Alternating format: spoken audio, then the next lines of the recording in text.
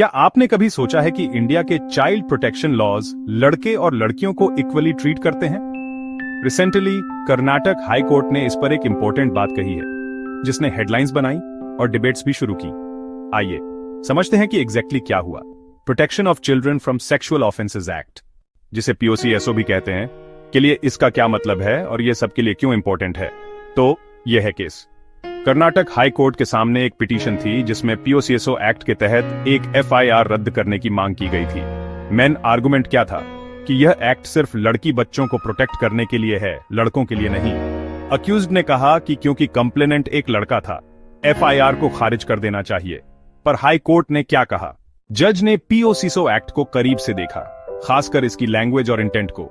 उन्होंने बताया कि एक्ट का सेक्शन 2D एक बच्चे को 18 साल से कम उम्र के किसी भी व्यक्ति के रूप में डिफाइन करता है, जिसमें जेंडर का कोई जिक्र नहीं है। कोर्ट ने एम्फेसाइज किया, एनी वर्ड का यूज प्रोविजन को जेंडर न्यूट्रल बनाता है।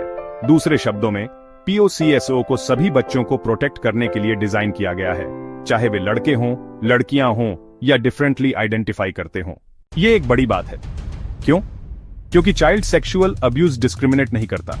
यह किसी के साथ भी हो सकता है, जेंडर की परवाह किए बिना। कोर्ट ने अंडरलाइन किया कि लॉ को सभी बच्चों के लिए एक सेफ एनवायरनमेंट बनाने के लिए शेप किया गया था। और जब पार्लियामेंट ने यह लॉ लिखा, तो उन्होंने जानबूझकर जेंडर को छोड़ दिया ताकि प्रोटेक्शन यूनिवर्सल हो। तो इस केस में क्या हुआ? हाई कोर्ट ने FIR रद्द करने से मना कर दिया, यह क्लियर करते हुए POCSO हर बच्चे पर अप्लाई होता है, बिना किसी एक्सेप्शन के। इसने एक स्ट्रॉन्ग मैसेज भी दिया कि इंडियन कोर्ट्स टेक्निकलिटीज को बच्चों के लिए जस्टिस रोकने नहीं देंगे। अब आप पूछ सकते हैं, यह रूलिंग सिग्निफिकेंट क्यों है? इंडिया में बच्चों के खिलाफ क्राइम्स अक्सर अनरिपोर्टेड रहते हैं, खासकर जब लड़के विक्टिम होते हैं, स्टिग्मा या अवेयरनेस की कमी के कारण।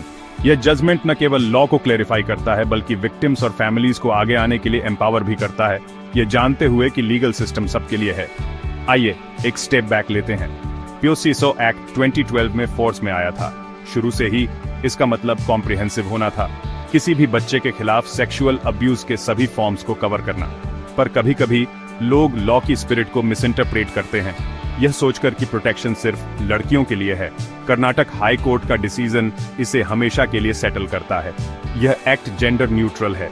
तो अगर आप या आपका कोई जानने वाला ऐसी सिचुएशन फेस करता है, तो याद रखें, POCSO के तहत जेंडर मायने नहीं रखता।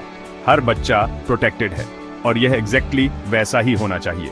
सम अप करने के लिए, कर्नाटक हाई कोर्ट ने अपने रीसेंट ऑर्डर में लॉ की इंक्लूसिव स्पिरिट को रीअफर्म किया है। इसने क्लियर कर दिया है कि जस्टिस सिर्फ कुछ के लिए नहीं, यह सबके लिए है। और जब बच्चों के प्रोटेक्शन की बात आती है, तो सही मायने में कोई एक्सेप्शंस नहीं है। अगर आपको यह ब्रेकडाउन यूजफुल लगा, तो कमेंट्स में अपने थॉट्स बताएं। और अगर आप और clear unbiased legal case studies चाहते हैं, तो सब्सक्राइब करना न भूलें। देखने के लिए थैंक्स, और याद रखें, नॉलेज आपकी सबसे अच्छी डिफेंस है।